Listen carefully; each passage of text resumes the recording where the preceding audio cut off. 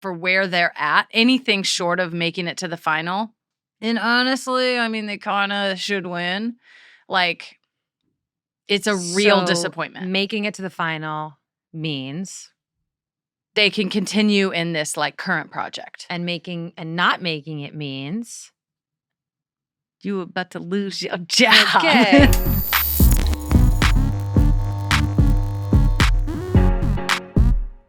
Hey everybody, welcome to the show. Megan and I are back from a little vacation.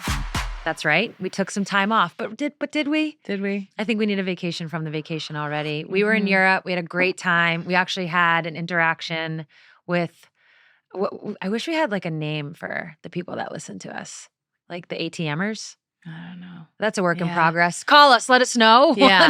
What do you guys want to be called? What do you want to be called? What do you want to be called? But we did. We had an interaction in the wild where we had just landed. Megan was speaking to me in a passionate way. Spiritedly. Very, very much so. You were sitting down too. And I was exhausted. Yeah. I was down. up and I was like. You were in my face. Throwing hands in your face. Yeah. You were talking about something. Well, that one will have to stay between us. But you were talking about something. And we had someone come up to us and be like, is this going to be a Bicker of the Week this week? Shout out lady at Baggage Claim. Yeah. Appreciate you. Yeah. We got so that was funny. But yeah, we did. We had a great vacation. Our vacation started in London. We actually bopped over to London. You guys probably saw us at the game. Yeah. We watched London City Lionesses against Chelsea. Yeah. Any takeaways from that, Miss Soccer Girl? Sonia, next time I come all the way across the pond to see Les Americans. You didn't play not one of them. I was so upset. I mean, I think they'd just gotten back from international break. I'm not really sure the situation, and Naomi just had like gotten back. From injury. They played the next game, like started the very next game. I know. Scored. We did see Sam Kerr play. Yeah. She's coming back. Yeah, Sam had a great goal. She had a great goal. No, I'm just joking. We got to see all of them after the game. I was just so happy to see all the little babies. They all look great. They're doing great. But I was like, really? Not one of them's going to see the field? So let's rush out there. Yeah. But it was fun. Tough. And obviously London City wears the Everybody Watches Women's Sports. Yeah. Together on their kit. Yeah, good. Yeah. On their kit. You were in all the soccer talk. I was. There was one picture of me where my hair was flying and I didn't have enough time to push it out of my face. Did you catch that one? You didn't see it on social media? Mm-mm. Oh, we'll have to put that up. You didn't see it? No. I think it's like, I forget who we're with. We're either with like Michelle or we're with the national team players. Yeah. And I could feel it go whoosh across my face. It was a little windy. And then I didn't have enough time to push it back down before the picture was snapped. But I figured everybody gets it. Everybody gets it. I am, as you guys can see, growing my hair out a little bit. If you have any Megan's ideas. Got some hang time. If you have any ideas. And then remember I said that and you got mad at me? That's a compliment. Is it? Yeah, it's growing in the back. Okay, growing in the back. If you guys have any ideas, send them over to me. But wait till your pony gets some hang time. I have been. We put her hair in a ponytail. It was outrageous. It was just you looked like a 2-year-old. Yeah, literally. Yeah. Like baby's first breath. I have been dealing with the wind a little bit. I mean, we were on stage at Lesbians Who Tech, full middle part, just like that was crazy. And then a little bit in London, I had to contend with the elements. And then I'm always like doing this to like, I'm like in the picture being like trying to get down. Get it out. Anyways, 5 spot. We're moving on. Thank you. Anyways, we had a great trip and a great vacation. We went to Paris, Bordeaux, back to Paris, pounded pavement. And now we're back. And we've got a lot of sports with a capital S to talk about. So much is happening. We're going to dive into the NWSL. Let's go. Do you remember that we do a podcast where we talk about these things? Okay. I am from Britain. Allez, Sue. Let's go. I'm Megan Rapinoe. Voila. And I'm Sue Bird. This is A Touch More. Let's get into it. Support for A Touch More comes from Google Pixel and the all-new Google Pixel 10. With Google Pixel's most powerful chip, unbelievable camera quality, and mind-blowing AI with Gemini, there's never been a better time to get outside of your comfort phone. It's got Magic Q, the time-saving feature that gets you the right info when you need it. Plus, a built-in camera coach that helps guide you on how to take the best pic. And you can generate videos of pretty much anything you can imagine with Gemini. Head to the Google store now to learn more about how Google Pixel never settles. Gemini mobile app availability varies. Check responses. Internet connection required. Magic Queue availability varies. Camera coach results may vary. Subscription required and availability varies for VO3 video generation. Users 18 and up. Support for A Touch More comes from Delta. I know where I want to be, so how do I get there?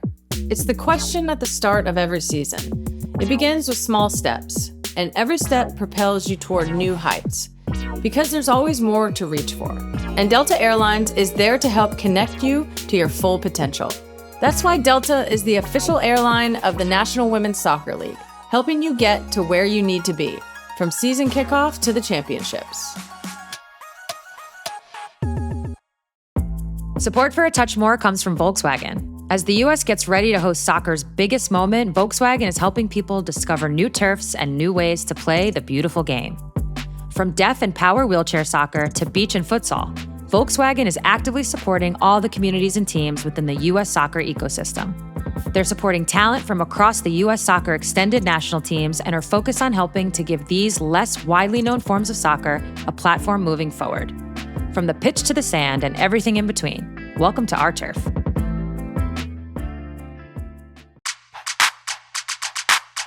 All right, check in. Topic 1, NWSL playoffs. Let's go. Yo, it's been hot.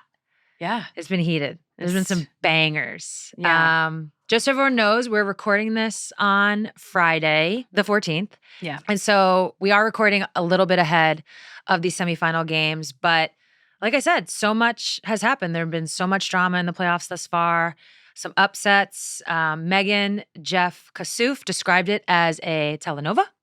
How do you say it? Telenovela? What? Wow. Telenovela. So he went on to report how about the telenovelas. The telenovelas they're dramatic. Yeah, it's next level. Part 2 to the telenovelas. Yeah. Okay, so he reported how the league, quote, practically trademarked chaos, outdid itself with 2 stoppage time equalizers, 3 extra time matches, and 1 that progressed to a penalty shootout, and an upset of arguably the best team in league history. I have something to say about that. Well, real quick, is that really Gotham's first time ever beating Kansas City? Is it? That's what's reported. Really? Yeah. Wow. That's what the telenovela says. Wow. Listen, I'm going to believe it. If Jeff's reporting it, I'm believing it.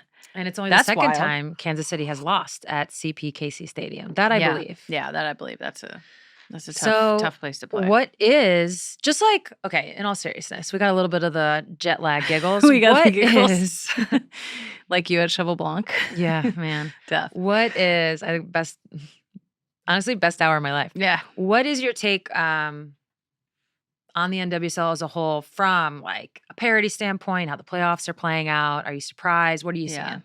Obviously, we've talked about the parity, not really issue, but just reality in the NWSL in a different context, more so in the context of players leaving, wanting to play with more great players.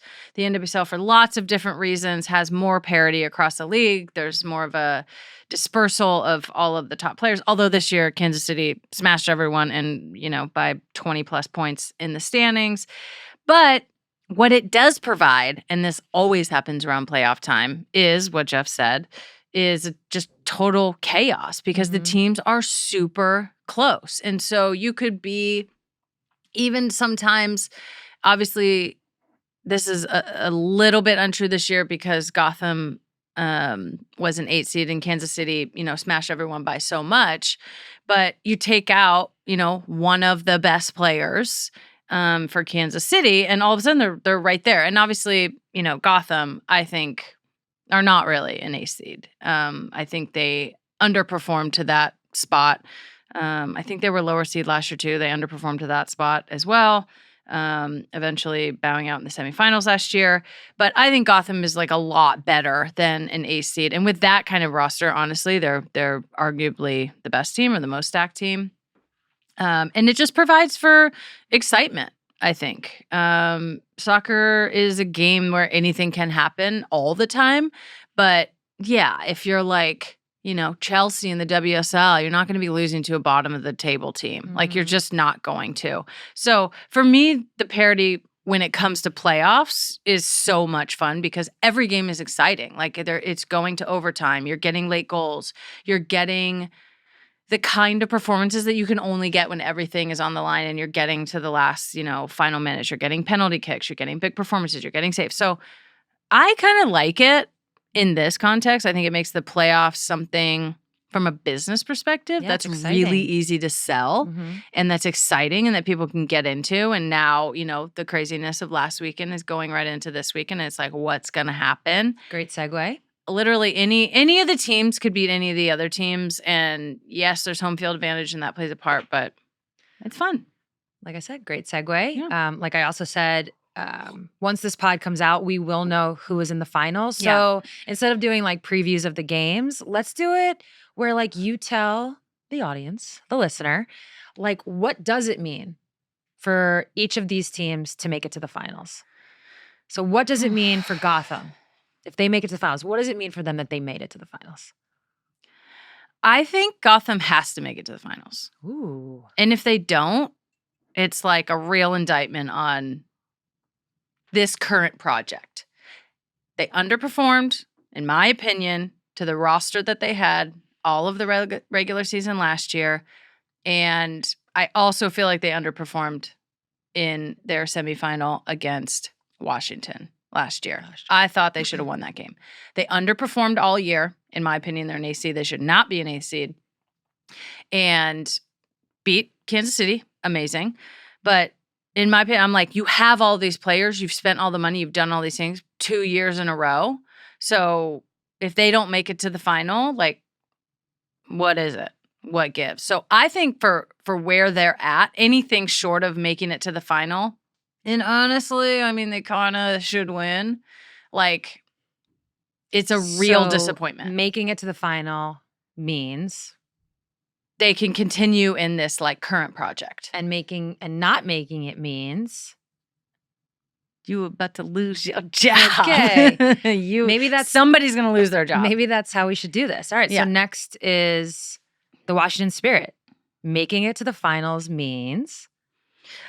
I mean, Michelle King's aspiration and expectation is to just be a champion. So if they don't make it to the final, she's going to make whatever moves that she possibly can to like get them to a better level, whether that's players or coaches or whatever it means. But like, I think everyone at that club just understands what Michelle is trying to do. And anything short of that is going to be a disappointment. But I don't necessarily, I think they're answering the opposite question that I'm asking. I think they're in a different place than Gotham. What I don't does it mean see if they as make the same. Finals? I think it's a big thing for them. I think, Back-to-back years, is there having redemption? The injuries that they've had. I don't know if it's redemption because they have a great team and they added a lot. Mm-hmm. But I think it's like the expectation of the club that they make the final. And if they don't, then they didn't meet their expectation. I mean, everybody wants to make it to the final, whatever. But I think that club in particular, and Michelle has shown that she's going to spend money and change things and do whatever she can. Okay. Orlando. Go ahead. Answer however you want. What does it mean? What does it not mean? I think big legacy play for Orlando. First of all, you make it to the final back-to-back. I mean, we've talked about this with W teams. Like, you start doing things 2 times in a row, that means something different. I think for Marta, this is like just like a crowning achievement in her career. Yeah, she had goal against Seattle. Move against Seattle. I'm like, why are you still busting people down 100 yards at a time? Damn. God, she's so good. So I think this would be like special. This would be like, they obviously are playing without Barbara Banda. Not their best player because Marta is the best player, but their most important player probably. And their most dynamic player, certainly. So I think this would just be like, ooh, that is special. Would you say that they're kind of like on borrowed time? Or totally. Not, like found money? Yes. Like, hey, if we get there, yeah. And if not, nobody thought, or I don't know if nobody thought, but we're out Barbara Banda. Yeah, I think so. And I think it proves the chops of the team and the chops of Seb for sure. So I think they're like outplaying themselves a little bit in a good way. All right. Last but not least, your favorite club of all time, your personal fave. Yeah, my personal favorite. The Portland Thorns. Yeah. I think that this would stamp a new era. Like this era of players hasn't done anything compared to. Right. I think it's like a return to glory for the club. Right. But I think And they have had a ton of success prior. Yeah, ton of success. Well, it's kind of like the it's the new era without Sink. Without Sink, without Becky, like without those Becky, old championships. Sam Coffey is like, it's her team. It's Olivia Moultrie's team. You see team. that one video where she's yelling at him? Why not us? Yeah, I love Sam. I loved it. Sam's like the perfect kind of psycho that you just like need and you just want running your team.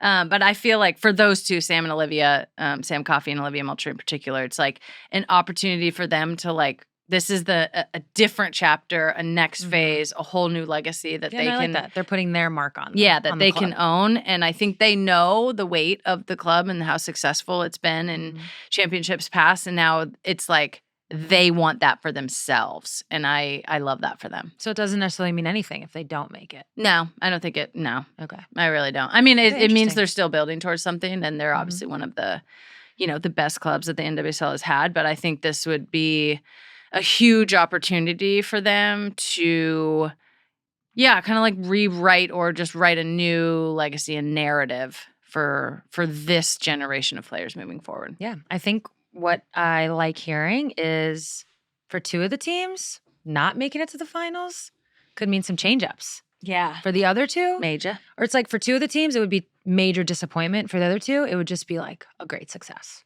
Yeah.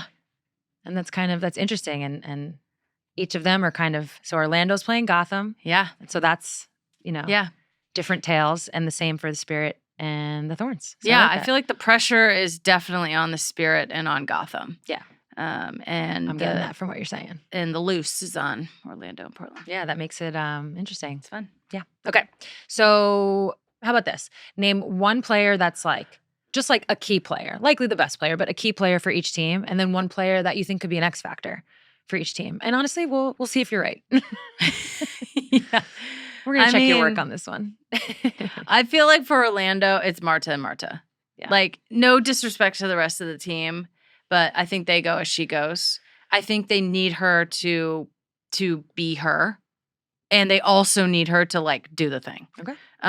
What's like an X factor? Oh, I think it's Marta. Oh, sorry. Marta and Marta. Yeah. Sorry. Yeah, it's Marta and not a law Marta. firm? I mean, Oh, my it's like they're gonna have to simultaneously like do a lot of work for her, and she doesn't need to be defending, and also she needs to be the center of the universe. Okay. Gotham. So, Gotham, I think, affectionately known as Aunt Katrin Berger, their goalkeeper, is just world class. I mean, just world class, and you need big saves. Teams are going to get chances.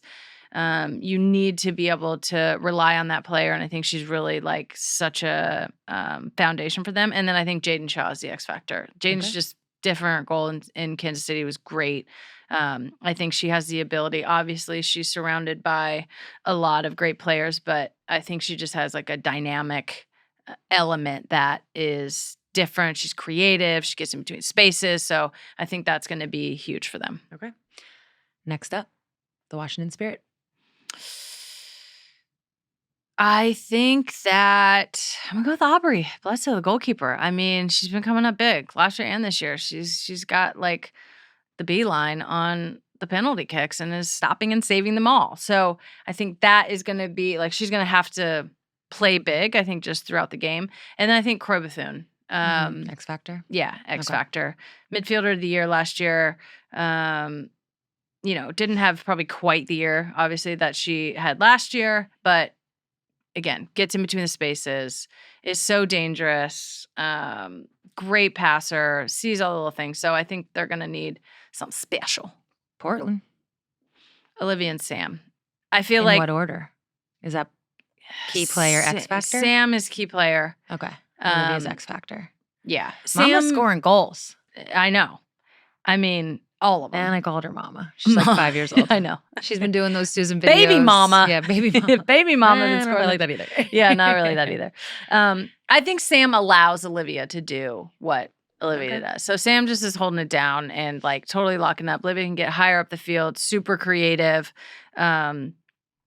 I mean, she can score, she can pass, she can open up the defense, she gets into great spaces, she's dangerous. She's on a heater right now, too. I'm just like, anytime a player gets in a streak where they're producing like that, it's just tough. And I think Sam and Jesse Fleming, little shout out to that whole midfield, but they're really running things. And Sam and Jesse, I think, are just great operators underneath. And, both have the ability to kind of lock it up, but also, kind of like spring forward. And then Olivia's kind of free to do what she's doing. Okay.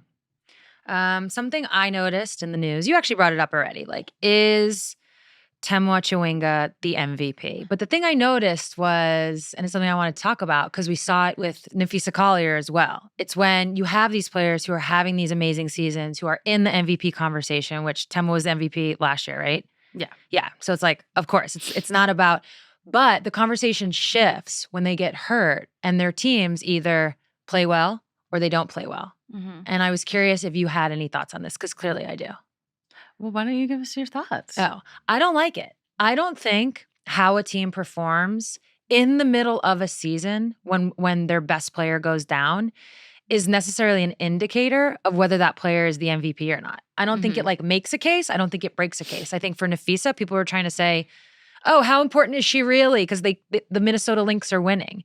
And with Temwa, very important. Yeah. And with Temwa, it's, well, obviously she's the MVP because look, they lost without her. Yeah. And I just never think it's that simple or fair to the player or fair to the rest of the team, fair to the coaching in a sense.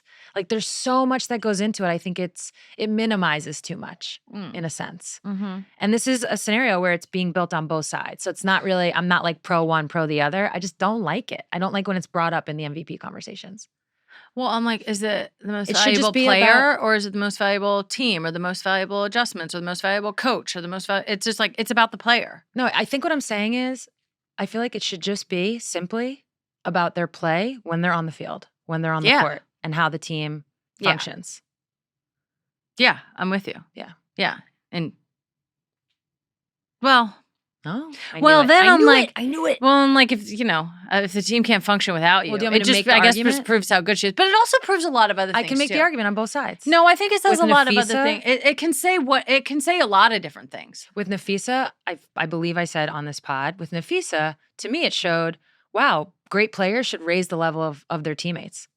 And so that's what you saw. You saw her teammates doing their thing. They also had, a veteran-laden team. So zero surprise there. With Kansas City, I feel like the argument you can make is, without Temwa, like, of course. But of course a team's not going to function as well without their best player in a sense. Yeah. Which I know can be used against me in a court of law in my Nafisa argument. I know. But that's why I think you just take it off. It's like you can make the arguments on both sides. So just why even put it in? Yeah. To the equation. I think what I would say I'm not even this passionate about it. Somehow it's just coming out. I think what I'll say, it depends on the situation, but then I think I'll just speak specifically to this. Okay. I think they're too reliant on her. If you take her out and then you can't function. So I think to your Nafisa point, like they were clearly a little bit more well-balanced or able to withstand or absorb Nafisa being out and putting someone else in and the offense is still functioning as it should be. I think Kansas City has too good of a roster to not be able to function better without her. With that said, I think soccer is a little bit different. Okay. I think soccer is a little bit different. This is like... Oh, I would argue basketball. There's only 5 people. I know, but like somebody's got to score the points, And it's like goal scorers are just different. I always goal viewed scorers soccer are more like just- NFL football. Notice how I said NFL? I've been in Europe for too long. Whereas like there's certain positions that are very important and it sounds like the goal scorers is like the equivalent maybe of a quarterback. Yes, yeah. But then, and I don't say this with disrespect, but then maybe there's some other positions that are a little more interchangeable. Yes. Like if you don't have the tippy top talent, whereas in basketball, it's only 5 people. So it's hard to. Yeah, true. Oh, you agree? Yeah. Wow. Yeah. Is that first? Cool. Cool. Okay. Well, we can't wait for the finals. Oh, We can't wait for the finals. And we're going to be in San Jose on November 21st for another A Touch More Live presented by Delta, Google Pixel, and Volkswagen. Our special guests are going to be Tobin Heath and Kristen Press, newly Retired. Newly retired, yes. Well, kind of both of them, I guess. So newly retired. Newly-ish. And Tobin just found out that she is one of the nominees to be inducted into the Hall of Fame. Oh, wow. Yeah. Congrats. For the U.S. That's Soccer Hall of amazing. Fame. Yeah, congrats to Obviously, her. I mean, just like Oh, is Heyo in that also? so deserved. Because And that Heyo. whole thing came back around where she like unretired a couple years ago, and they were like, she's "You're not out, now eligible." she's back. Yeah. So Tobes and Heyo both going into the Hall Honestly, of if Fame. Heyo's Obviously at the show, well-deserved. you never know. Bring them out. She might bring jump on 'em out. stage. Yeah, Heyo will absolutely sneak on stage. I won't be mad at it. And by sneak, I mean come when Just we call walk her right up. on, yeah. When we call her up. Anyways, yeah, we're pumped to have Tobin and Kristen on. Really excited about the final. I think it's going to be a great final. I'm hoping for some sun. That stadium is great. That like beer deck thing that they have, outdoor deck, I'm pumped about. We'll see who's in it. Support for A Touch More comes from Google Pixel. When it comes to upgrading your phone, you could settle for the same old, same old. Or you could decide it's time to get outside of your comfort phone with the Google Pixel 10. So what does a phone that never settles look like? It looks like an industry-defining camera with a new built-in camera coach that guides you on how to get the very best from every shot. It looks like unprecedented time-saving tools like Magic Q, which can help pull up the right info right when you need it. It looks like being able to share your camera in Gemini Live to have a back-and-forth chat about what you're seeing. And it looks like mind-blowing video generation, which allows you to create videos of practically anything you can imagine in Gemini simply by describing it. Head to the Google Store now to learn more about how Google Pixel never settles. Camera coach results may vary. Magic Q availability varies. User 18 and up. Check responses for Gemini Live. Compatibility and availability varies. Users 18 and up. Subscription required and availability varies for VO3 video generation. Users 18 and up. Support for A Touch More comes from Delta. Realizing your full potential starts with recognizing the steps you need to get you there. That might look like adding a training day or 2 or 3, and don't get me wrong, that can be a grind. But if you're actually able to make that mental shift and combine it with action, you can become unstoppable. Through a series of small steps, all building on each other, you can reach your destination. And once you get there, looking back and seeing how far you've come feels that much sweeter. There are always greater heights to reach, and Delta Airlines is always there to help connect you to your full potential. In 2022, Delta Airlines became the official airline of the National Women's Soccer League as part of their commitment to invest in and support equity for women. It's a cornerstone of Delta's investment to improve the air travel experience for everyone and help you get to where you need to be, from season kickoff to the championships.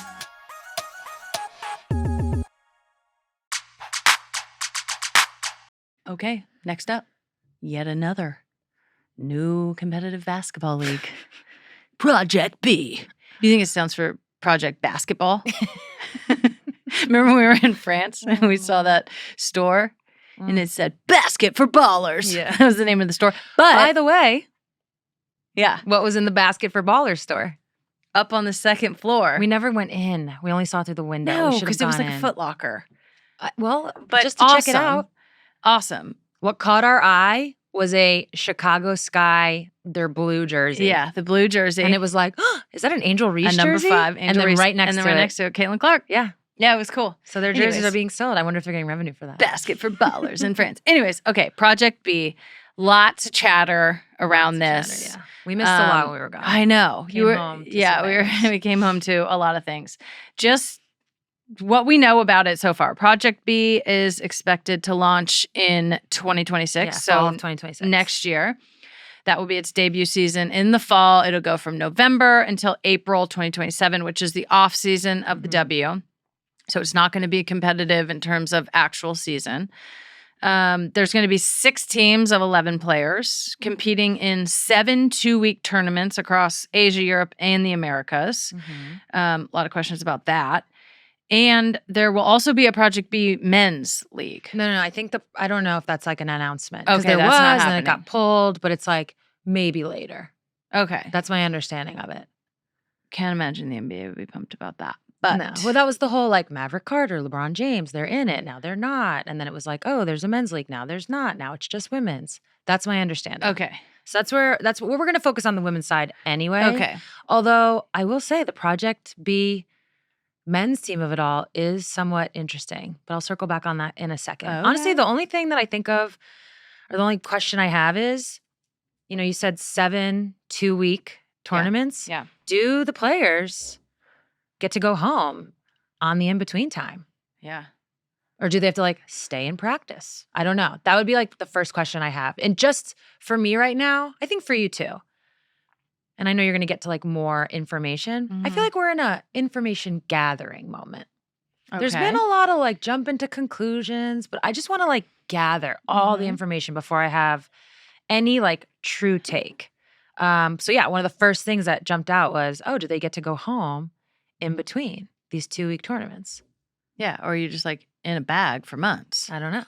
So that would be my first thing. Why, might you ask, would players want to play in 7 2-week tournaments across Asia, Europe, and the Americas? Do tell. Well, money. They're obviously getting a lot of money, and there is substantial equity in this. Elena Beard, who is a former WNBA player, retired now. Hall of Famer, women's basketball. That's Hall right. of Famer. Same year. Hall of Famer. Shout as out, you. AD. Shout out. Tough defender. Elena is the chief basketball officer of Project B. And she said, I'm not going to get into the numbers on any of this stuff, but I can say this deal surpasses anything in the market today. It's consistent with the trajectory and the explosion of what we're seeing in women's basketball. Nothing comes close to what we are offering these players. It's not to be arrogant. It's to basically position these women to receive what they absolutely deserve for the value they have created and create on a daily basis. Amazing. Amazing. I love that. I actually love that she says consistent with the trajectory and the explosion. I would argue that the explosion, again, I'm getting a little ahead of myself here. I have so much to say on this. The explosion came from basketball on U.S. soil. College Without a basketball, WNBA basketball. Without a doubt. So I do think there's like this interesting thing happening where they're capitalizing in a wonderful way. And before I get really over my skis, what I find most interesting is people are getting a little, I can tell, panties are in a twist a little bit about this. And to me, Project B, and we're not ignoring the Saudi aspect of this, we're getting to that, so I just want to highlight that first. But in terms of the basketball itself and the schedule and the calendar and like how it impacts things, it's just like going overseas. Yeah. Like everyone can do it all. It's just a choice to go overseas in a sense. And we'll get to the Saudi part, but it's a choice to go overseas. So to me, it's like, yeah, you're building it off what's been building and built in the US markets. Like that is to me the explosion. That to me is where the trajectory lives. Because European basketball and Asian basketball and all the continents, that's existed. Yeah. But the explosion didn't necessarily just happen from that. So it was just like something I like to keep in the back of my head when we do get to the part, maybe not today, but eventually, where there was like a little bit of a hint in one of the articles that Project B isn't trying to compete with the WNBA, but like shrug if it gets to that. And that's where I think people start to get their panties in a twist, but we're not there yet. Everyone needs to just like take a beat. I don't think we're there yet. I mean, this came across my desk. Shout out, Courtney. This came across my desk because Nneka Agumake, Madam President of, currently, I guess she's probably free agent, not currently of the Seattle Storm. Yeah. Because everyone's a free agent. Yeah. But president of the Players Association, signed with Project B, became the first player publicly associated with the new league. Since then, Alyssa Thomas, who played on the Phoenix Mercury, I guess is also, I think is everybody just a free agent? I feel like everyone is a free agent, but you're also allowed to work out in the practice facility of the team you just played for. So it's okay. You can call them Stormies and Mercuries. Okay, Storms and Mercuries. So those were the first two players. Since that announcement, there's been a ton of criticism that WNBA players were joining the league that was backed by Saudi Arabia, perpetrator of human rights abuses. We don't need to get into them all. They're obviously trying very much to get into sports. We've seen this in soccer. We've seen this in golf. We've seen this in tennis. It's a big project for the Saudis in sports. Project B co-founder Grady Burnett denied that Saudi Arabia was a financial backer, but it is true that Sela, which is an entertainment company that's owned by Saudi Arabia's sovereign wealth fund, is involved in Project B. But it's still really like unclear what that means. Obviously, this is new. We're like just getting information as we can. We don't have all the information, so we really don't have like this is how we feel about it. It's complicated. It's complicated, of course. But what is kind of clear is that it's another big rival to the W, or another thing in the pot, another ecosystem of big women's ecosystem. basketball. It's Project B. It's unrivaled. They're both offering increased salaries and a stake in the business. That is not an accident. Obviously, they're just like taking the talking points of the players and having a I think business one model thing that reflects that. we can highlight very quickly and easily is whatever is paying you the most is what you're going to talk nice about. Yeah. This is the world we live in. No, totally. Yeah. So, yeah. and players go where the money is. Right. Yeah, of course. So, and that's not even specific to Project B. Like Right. we all went overseas for years and years and years. Yeah. And we all were like okay with it. Yeah. And loved it. Even though there's some teams where you're taking 8-hour bus rides and doing all kinds of stuff. Yeah. You're getting paid. Yeah, you're getting paid. Yeah. Matters. We totally It dictates. Yeah, we understand that. Anyways, it's another thing in the mix. We'll just say another gal at the party. NECA obviously is involved in it. She's the president of the WNBPA. I always have to say that slow. 3 of its vice presidents, Stewie, Fee, Kelsey Plum, are all involved in Unrivaled. Obviously, Fee and Stewie, the co-founders in these rival leagues. What does that mean for the path forward? Like, let's just start here. Will this impact negotiations on the new CBA? I hope not. If anything, it will just highlight the fact that there are options. And I don't think that's that much different from previous negotiations. There's always been options. What it gets into, and the part that you touched on, is the fact that now players have equity in some of those options. And that's, I think, where this whole like conflict of interest comes up. But I have to, I'll speak from my own perspective, my own opinion. I'm not obviously speaking for, in this case, it would be NECA, AT, Stewie, or Fee. Yeah. But I just think when the WNBA is healthy and successful, everything else funnels from that. And I think that part of it sometimes gets lost in these conversations. And we just said the money talks and people follow the money. Absolutely. But the WNBA, even though it's lacked, and I'm the first to tell you, it's lacked in salary for a lot of years. Yeah. It hasn't lacked in some other things. And I think agree. when players, I know you asked about the negotiations, but just to kind of take it wherever I'm going, I think what sometimes gets lost in this conversation when people talk about, what's this player going to do? Or what would that player do? Or what would you do? What's your number to go to this place? Or why would you play here? What gets lost when it comes to the WNBA is playing in America. Yeah. Being able to capitalize on endorsements, which now is a real player for these players. Yeah. But being able to capitalize on endorsements. A lot of these contracts, now it's not that you can't create a new type of contract, but I know my shoe deal, I had to play in the WNBA to get my money. So a lot of the ecosystem that we live in as Americans playing in the WNBA revolves around playing in America. Yeah. Yeah. And so I just think that it's the center of the universe for sure. And another thing that gets lost, like if there's not a league, if we be dramatic in the US, do Americans care about what's happening overseas? I don't know. That would be I guess, hopefully we never have to find out. But no.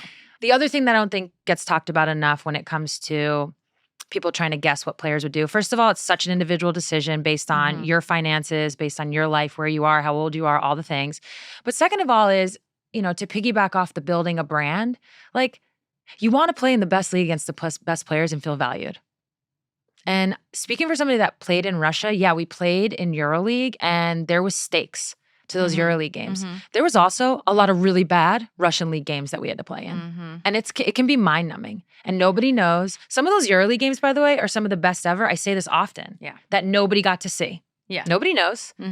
And, to like make the point in a really dumb way, I don't know that you win an ESPY for what you did in EuroLeague. You don't win, you don't get the what's it really for? Legitimization? Yeah. You just don't get the notice that you should get if you're not playing in the US. And I think sometimes that gets lost because that's part of like the fabric of who you are as an athlete, right? Like wanting to play on those big stages and wanting that notoriety. Maybe that's the word I'm looking for. Yeah. I just think that gets lost. Like that is a part of the equation. That's really what I wanted to add to this. That is a part of the equation for all these players when they start to figure out like what leagues to play in and where to go.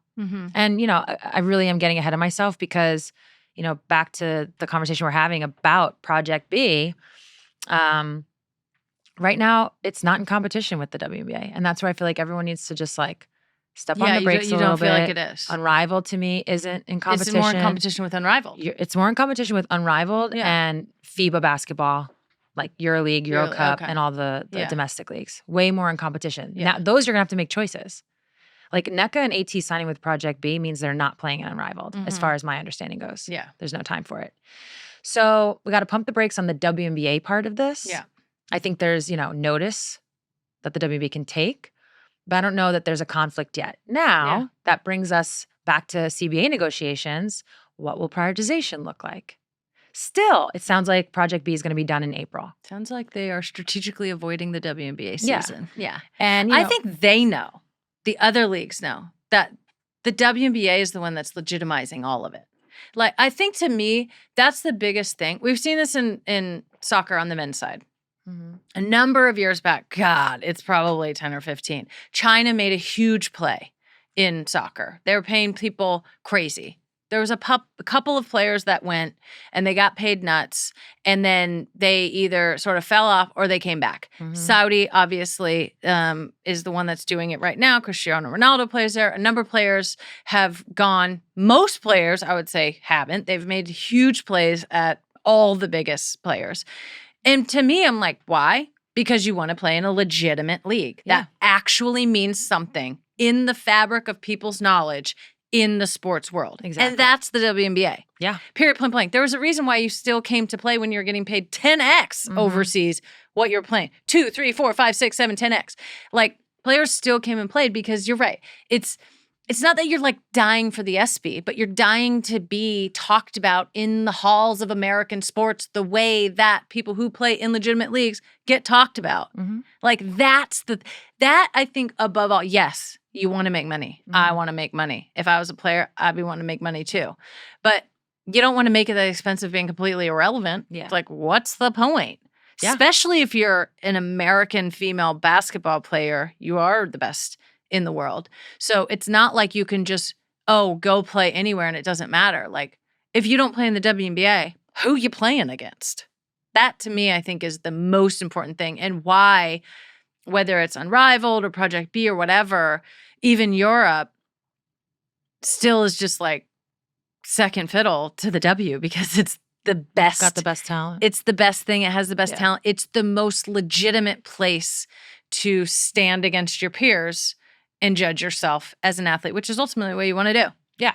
And I think that doesn't have a monetary value on it. And that's why I think sometimes it gets lost when you know, guesses are being made on what people are going to do. Of course, they're in their negotiation. They want the most money they could possibly get. Oh, yeah, for sure. All the things. All these other leagues are also having the leverage point of these negotiations. They don't have to pay for charter flights, build practice facility. Like, they don't have to do all of this that you have to do to support the infrastructure of a legitimate league. The WNBA is obviously doing that, but it puts them at this weird place when, Unrivaled can pay you $250,000 or, Project B can pay to whatever it is. And the WNBA has different restraints and players want to get money. I get it. So it's. But what that does bring me to is something I've been thinking about. And again, it really does, I do want to highlight again, not adding the Saudi element to this. I feel like every time we say, well, Project B, we're not eliminating it. We're not there yet, right? Yeah, we don't know yet. So we're just talking about the basketball part. But what it does remind me of is what's different about the WNBA from when I played overseas. Everyone would always ask, how are they paying you so much money? Where's this money coming from? All these types of questions. And it was like, it was just people who had a lot of money and wanted teams. Sometimes it was clubs that had a lot of money and a lot of sponsorship. And that's why you would see all the sponsors all over the jerseys. But it wasn't. What it was not based on was revenue and ticket sales and jersey sales Growth and media deals. This is not the structure that exists currently in FIBA basketball. It doesn't sound like it's the structure in Project B. I don't know. It sounds like they're just like, quote unquote, backed. I don't know what that means or where it's coming from, obviously. Investment. Yeah. Right, investment. Well, I'm just saying specifically. Yeah. And Unrivaled, they do have a media deal. They do have wonderful sponsorship, but they also have like investment backed, right? Yes, Situations. yes, yeah. So I guess that's the closest one to the WNBA. But what the WNBA is trying to do and is different and has been different, and now we're finally at the point where it has kaboomed in a way where you can count on it, is it's based on business. It's based on revenue. Yeah. Yes, the owners still, the NBA owners, all the things, they're the quote unquote backers in this sense. But this media deal, it's now crossed the line where it's based on business. And I bring this up specific to my experience, which was, as we all know, I played on a team in Russia and our owner was killed. And what happened to that team? A year, 2 years later, I played one more year, and then slowly but surely, the team just kind of fizzled and died out. Yeah. And they're not a major player in EuroLeague anymore. They're not a top team. The money dried up. Yeah. And so what I think as I sit here now as a retired player, when I think of the WNBA, this is longevity. This is the long game. This is the long play, because it's now based on business. And that you can, obviously business can go up and down, but there's like something you can rely on there. That's different. Yeah. I also think there's like, I don't know, we felt this, but in, me and my teammates and my generations of players, I think you did too. Like, yes, we had to fight so much and so long and so hard for all the things, and it's finally happening. And it's like, there's some like pride in that. Like, you're like building this like legacy. And I think at this time, it is a really cool time and opportunity for athletes and young athletes to like have a huge part in shaping the next generation of sports in general, because male sports is so mature. I think it's like, they're tinkering, they do stuff, but like women's sports is just wide open. Like, you have such an opportunity to be like a visionary that gets to craft the next version of American sports and global sports and women's sports in this country in a property that is super valuable. It's a live action, it's sports. It's one of the only places people can still go and watch shit live and like watch you try your very hardest, and it's real. It's not AI slop. It's not fake. It's not chatbots. It's like, this is you with the basketball. It's like, it's just a really cool opportunity, I think, for athletes now, with all that we know and all the resources and all the money that's coming in to like shape the next generation. That's fucking cool. That's what I would be excited about. And yes, you need to get paid, of course. I was gonna say, and you can play in the off season wherever you want. Yeah. Because we did get over our skis, because right now there's no conflict. You can do it all.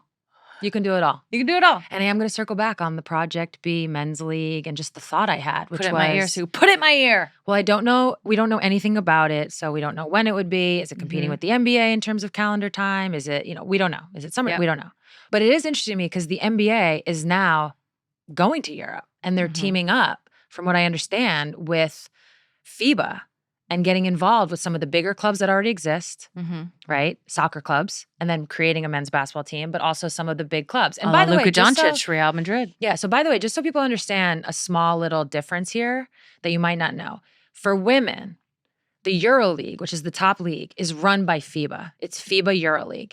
Yeah. With the men, they call it EuroLeague. It's also the top league. It's not FIBA associated. Like years and years ago, I don't know the actual history, but years and years ago, like what was the top league that FIBA was running, basically like the quote unquote EuroLeague teams on the men's side, like broke off, created their own league, called it EuroLeague, and they've got their own thing going. So I want to say NBA Europe is teaming up with FIBA, and that would actually go kind of like as a competitor to men's EuroLeague. I don't know if that's actually true. That's just how it read to me based on what I know in Europe. So my point is, if Project B comes along for a men's league, are you actually competing with the NBA? And then I'm just like, low-key, I'm like, is the NBA or the WNBA going to then team up with FIBA EuroLeague for women and just start their own thing to compete with Project B? I don't know. It was just like a thought I had. Interesting. I do think there's like an opportunity to how soccer does it, to like get international basketball like more into people's everyday Zeitgeist, yeah. and the zeitgeist. It's fucking cool. Well, if our trip to France tells us anything, you guys, they love some basketball over there. oh, they love some soccer. They over there. love some soccer. They love some women's sports over there. They We love got some- stopped, not like a crazy amount, kind of. enough. We got stopped a lot. It was like kind of shocking. Yeah. Like, There was some like one woman had a story. She's like, I watched you when you played at Spartak and you come to France and play, da da da. Like had a whole story. I mean, the lady in Severed Heart, she was like, Yeah. I love WNBA basketball. Yeah. And that was all she said. That was And all then she she said. bounced. Yeah. No, they like love sport and they get it. They get internet. Like, I don't know. I just think there's a cool opportunity. If all of a sudden like France was playing, you know, at Madison Square Garden, they were playing against the US Women's basketball team. I'm like, I'm fucking in. I don't know. I think, anyways, You know that we've done that. No, I know, but as a know, thing a like the league. U.S. national team does, Yeah, as a as Put a thing some like stakes soccer on does. it. Anyways, Yeah. anyways, Well, that's man. Sue and I's new Yeah. side project we're launching, whatever it's called, Project M&R. I meant M&S. Did you? Did That was a I? slip. Anyways, guys, obviously a lot more to come Mhm. on that. Mhm. But that was fun to just kind of yak about it. There's so much. You guys just got a happening. glimpse into like what goes on when we're just on our couch. Yeah. It's not a complete thought. It's not filtered necessarily. And we're just throwing shit at the wall. That was a lot less interrupting than we normally do. oh too. my God, yeah. Yeah, I know. It's We just need the like worst. a talking stick. We would just Because you like- never stop. If I don't cut you off, I know. just keep- no, I'm the same. Wrap it up. I'm the same. Oh gosh. Anyways, we'll obviously be back with. Oh yeah, more we're of gonna that. have more conversation. I Um, think to like really sum it up, right now to me, everyone just needs to take a beat. Project B is just another overseas off season to the WNBA option, Yeah.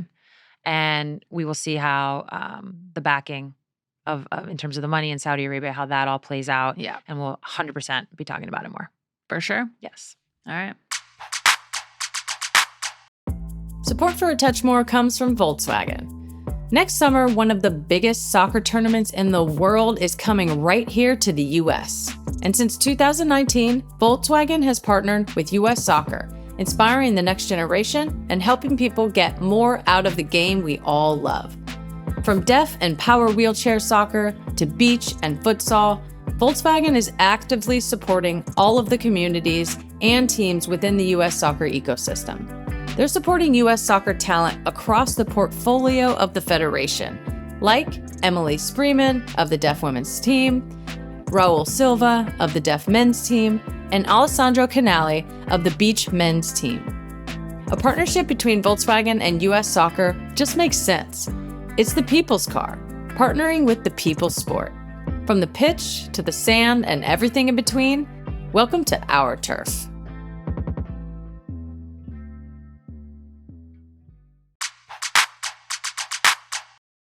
Moving on. We got the intersection back. Let's go. People have been intersecting, and we got to talk about it. Yeah, they sure have. It's the off season. This is yeah. when people intersect. This is when people intersect. So today we're going to talk about, well, it's going to start with Paige Bueckers. Yeah. She was attached as a star in a sports movie called, quote, Jess and Pearl, being developed by Apple. According to an article in Deadline, the film follows two phenoms who forge an extraordinary bond as teammates until fame, competition, and the ruthless business of college athletics threaten to turn their friendship into an epic rivalry. I'm tuning in. All right. So first of all, congrats to Paige. That's super dope. She's about to be in a whole ass movie. She's well on her way to her EGOT. Second of all, what's your thoughts? What do you think? You like the Absolutely love it. storyline? You love it? Absolutely love it. Yeah. I'm just so jealous. Yeah. I I know. Low key, I am too. I want to be in a movie. I mean, for anybody who's listening. Yeah. I love it. I love the crossover. I Mhm. love the confidence of Paige. Just be like, I'm going to try it. Could she be a horrible actor? We're going to find out. Who cares? It doesn't matter. She's doing it. It's cool. I love the storyline. This is great. I'm just like, it's women's sports is so powerful. It's so attractive. It's the juice. It's the sauce. It's the riz. It's the aura. It's the everything right now. And Paige is totally at the center of it. And I'm just like, more of this. Anytime I see any athletes, it's like, Angel and I think Asia have been in like music videos. I mean, honestly, rap has been shouting out women's basketball players for a long time, but TV show, it's just like, it's cool and it's fun and it just is part of the way in American culture that we get things growing, that we like legitimize and like stamp and certify things as cool as when it starts crossing over to other cultures. So I just love it. What do you think about it? I love it too. Everything you said. And when I saw who was attached, so David Bernard, who does, he is, I think, like an executive producer on White Lotus. Like, I want to say he does like the casting. I do know when the film is being shot, he's there the entire time. He's obviously good friends with Tommy Alter. That's how I've met him.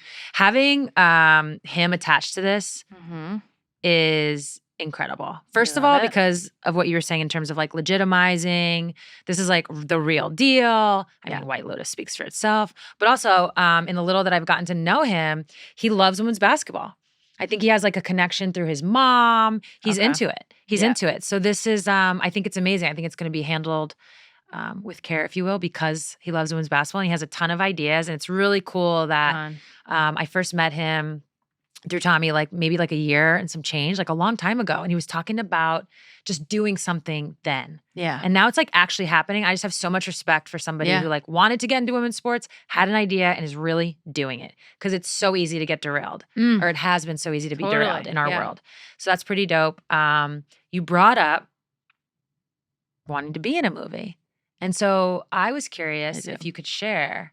You haven't been in movies yet, but you have been like, you've had some like pretty crazy cameos. You did Billions. That was cool. You did The L Word. Yeah. That was really cool You were on The Simpsons. Yeah. That was probably the best one. Yeah. That was cool. But like just any memories from those experiences? Well, the Billions was the day after the Met Gala, so it was tough, a little bit tore up. That was tough. Yeah, but you had a session with Wendy. Yeah, I had a session with Wendy, who's obviously my favorite character on the whole show. Everybody needs Wendy. It was just cool. It's just cool to like do something different. Again, like there's so many things that athletes get to do, rooms we get to be in, people we get to meet, experiences we get to have that are just so bizarre and wild and random. That's like, I'm just like, say yes to all of them. So I just feel like it's just like fun. Yeah. And it was just like enjoyable and like nerve wracking and like you're insecure because you're just like, I don't know what to do and I'm not an actor, but I'm going to try. Yeah. So, yeah, no. Yeah. I haven't had like an official cameo. I had. You got chops though. You do. I've been on obviously a bunch of commercials. You know, I've had my name said in shows a bunch of times, which is exciting. My big claim to fame in the cameo world is that I got cutting room floor for Space Jam 2. I was there for like 2 days of filming. Criminal. And you know, I think it's been documented. They had a change in director and you know, the storyline pivoted. And so I think it was me, Asia, Chanae, although Chanae I think got in there a little bit in a scene with Mecca. Yeah. But definitely me and Asia. Cut, man. There's one part where only I would know. I'd have to go find it, where you can see me in the background and when like a couple of them are shooting. We were supposed to be like the all-star team. We were doing like an all-star practice or something. Cutting room floor. Damn. Cutting room floor. It's tough. Sorry, babe. What can you do? Like I said, though, I've been in some rap songs. Wiz Khalifa did a freestyle that I cannot find. I've looked for this. It was like a teammate at the time brought it to me. And the line was, I'll never forget the line though. Are you ready? Yeah. Like Sue Bird, I'm balling on these hoes. I mean, perfect. True story. I can't find it. So I don't think I made it up. Tough. Honestly, this segues perfectly into a dynamic that happens probably 19 times a week where you're like, I get cut out. Do you remember this scene? No. Megan always cuts me out of the Zooms. Yeah, I do. I need to be like when we're sharing a laptop. Yeah. Somehow I need to be like in the middle of the laptop, which makes Sue like on the other side, but You can see my curls. I can't my do curls it. are in there. Yeah, your curls are barely. No, I'm joking. Keep going. No, sorry. a dynamic that happens all the time is just something that happens where you're like, do you remember this? And I never remember. So you're going to put your film Remember critic. on the trip when you don't know The Love Boat? Megan's never heard of The Love Boat. Like that doesn't ring any bells. That's wild. crazy. Yeah. Anyways, I'm going to ask you to put your film critic hat on. What do you think were the best women's basketball performance cameos on a TV or movie Oof. ever? The best? Yeah. Okay. So there's been a lot. Yeah. There's been a lot. Yeah, there has. In our research, we were fruitful. Yeah, there's been a lot. So real quick, I'm just going to give a couple. I don't want to leave anybody out. It's probably going to leave somebody out. Like Swin Cash, who was on the show. Mm-hmm. She had a cameo in Bring It On, All or Nothing. I forget if that was like the second, third, or fourth iteration of that movie. But she was in that one. Yeah. Diana and NECA were in Space Jam too. They didn't get cut. Yeah. White Mamba. And I forget NECA's it was like Narachnophobia or something like that. Mm-hmm. So huge shout out to them. Angel Reese recently. Yeah. House of Dynamite. Yeah. Netflix. That's pretty dope. I think right now, currently, it's like the #1 movie in either on like streamers Wow. or I think it's on streamers, #1 movie. And she's Yeah, like look in this it. up. There's like a scene where it's like her name is on the Jumbotron. It's like, Wow. it's pretty baller. Love it. Kelsey Plum was in, we talked about this on Bird's Eye View, was in Happy Gilmore 2. She's got a little cameo in that. But I'm going to give it to the OGs. Oh, Candace Parker was in Thunderstruck. I think she's been in other stuff too. Okay. But that was Kevin Durant's movie. I'm going to give it to the OGs. I don't think right now anything rivals what Lisa Leslie, particularly Lisa Leslie and Rebecca Lobo, but like Dawn was in some of them, Cheryl Swoops. Lisa and Rebecca, some of the cameos they had in their careers. I don't think anything rivals. Lisa Leslie, and this is just to like name a few. Everyone knows they were in Martin. This is like WNBA fame. It's like a Grail situation. Everybody knows they were in Martin. Lisa was also in Sister Sister. She was in What Men Want, Think Like a Man, Moesha, Hang Time. Shout out Hang Time. She also is on The Simpsons. Most recently, she was in Uncle Drew and more. Like Lisa's list goes on and on. Wow. Rebecca, Martin, Sister Sister, Mad About You. She was a love interest. LOL. Damn. She was recently on Girls 5 Eva. But I think I'm going to like just a little lean towards Rebecca for 2 reasons. One, she was on Sesame Street. Oh, good one. I mean, Sesame Street, she played 1-on-1 against Big Bird. I was going to say, was Big Bird involved? Yeah. Yeah. Yeah. And the letter O. Yeah. Because it's in Lobo twice. And a basketball and a hoop. Anyways, so she's on Sesame Street, but this is really where she gets the lean. Fun fact about Rebecca Lobo, she is also on the cutting room floor of Jerry Maguire. No. Yeah. No. Yeah. Why is she on the cutting room floor? I don't know. Wow. So was meant to be in Jerry Maguire, and here's how the story goes. She gets invited to the premiere. She doesn't even know yet. She goes to the premiere. She was invited without being told, and then, boom, no scene with her in it. No. Yeah. Cold-blooded. Cold-blooded. Didn't know she was cut. Done dirty. Cutting room floor. Tough. So she might get the nod there. But honestly, this is just like a quick glimpse. I know there's more cameos. I know I'm leaving people out. Mm-hmm. There's obviously a ton of just like other sports, like women in other sports that we've seen, like Serena and Venus. And I mean, I think Venus was also on Sesame Street, actually. Wow. Yeah, cool. pretty dope. But yeah, so maybe. Anyways, we've been taking over. And then we were getting held back. And now we're back. And now we're back. And now we're back doing movies. You can't hold us back anymore. Now we're back. Can't hold us back. Yeah. Can't wait to see Paige. I can't wait to see the movie. I'm downloading it immediately. I don't even think it's made yet. Oh, well, whenever it's made, we'll be ready. Okay. This is it. The final ultimate bicker of the week battle presented by Google Pixel. Sue, you won round 1, fair and square. I concede.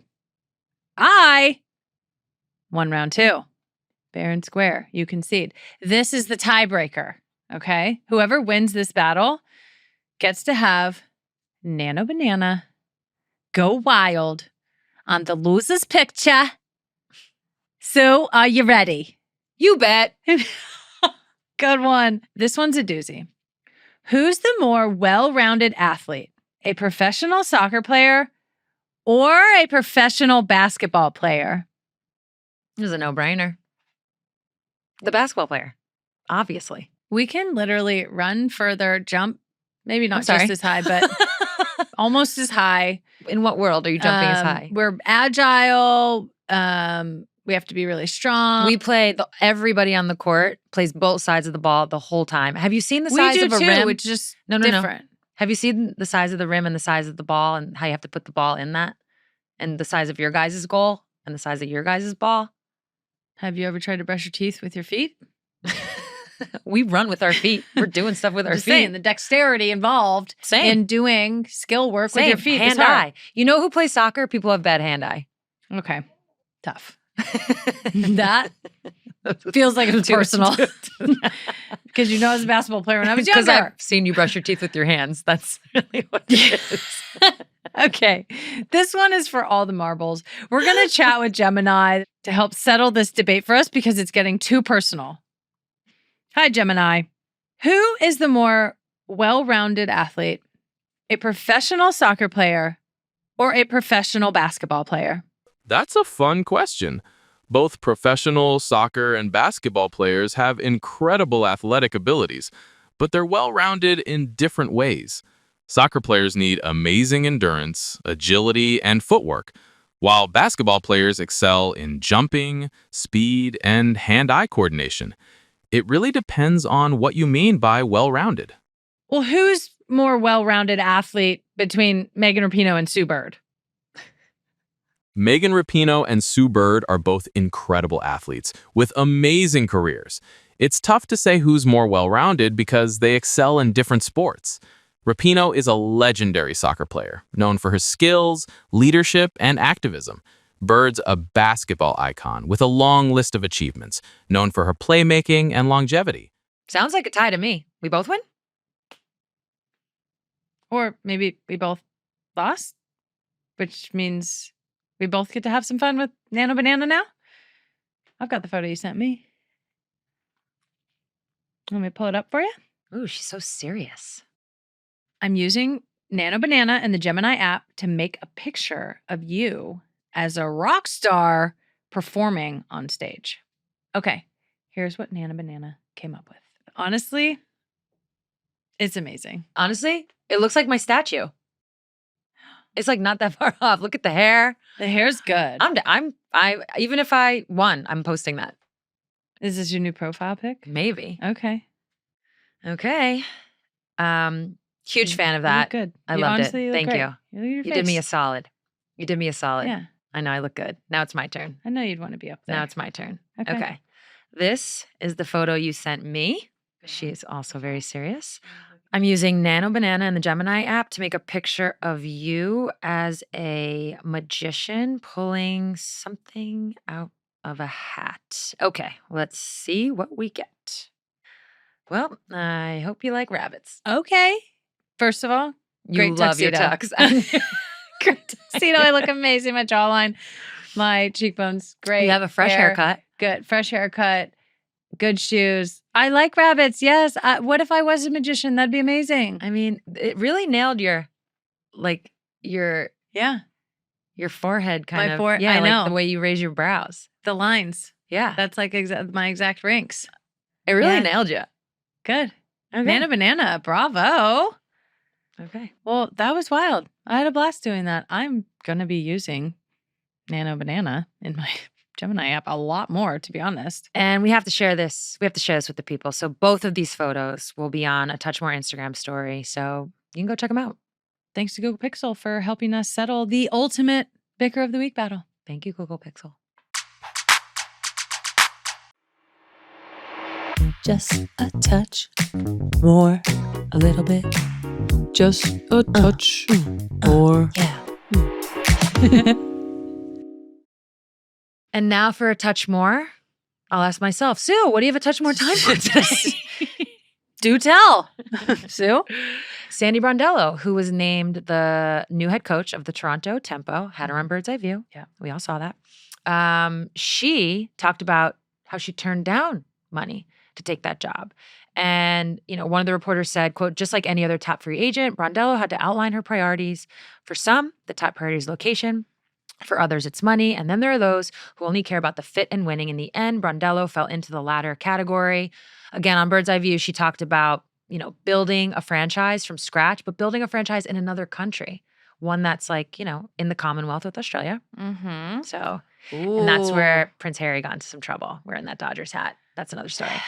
But he was under duress. Yeah, she talked about that a little bit. And what really stuck out in listening to her was not just the choice itself, but it made me think of players, because players encounter this. And after our whole conversation with Project B, it made me think of that. It segues right back. Here's a coach who took less money for fit because of other priorities, so on and so forth. And that is exactly what coaches have to encounter. It's exactly what every player, and it's going to be so individual, has to encounter as well. I just thought it was like both a little shout to Sandy and then a little touch more on how these decisions are definitely money-based, but it's not always the main focus. Or scales can get tipped. How about that? Yeah. There's a lot in the pot of information. Yes. What do you have a touch more time for today? A big fat expansion fee. Arthur Blank, who owns the MLS team in Atlanta. He owns the Falcons in Atlanta. I'm sure he owns a bunch of other shit. Bought an NWSL franchise and is moving a franchise to Atlanta for $165 million. Another one. I have questions whether the league is able to support another team at this time. But, we're not going to get into it because we just had a touch more time today. But another huge franchise tag, a record franchise tag for an NWSL team backed by Arthur Blank. That's it for this episode. See you next week.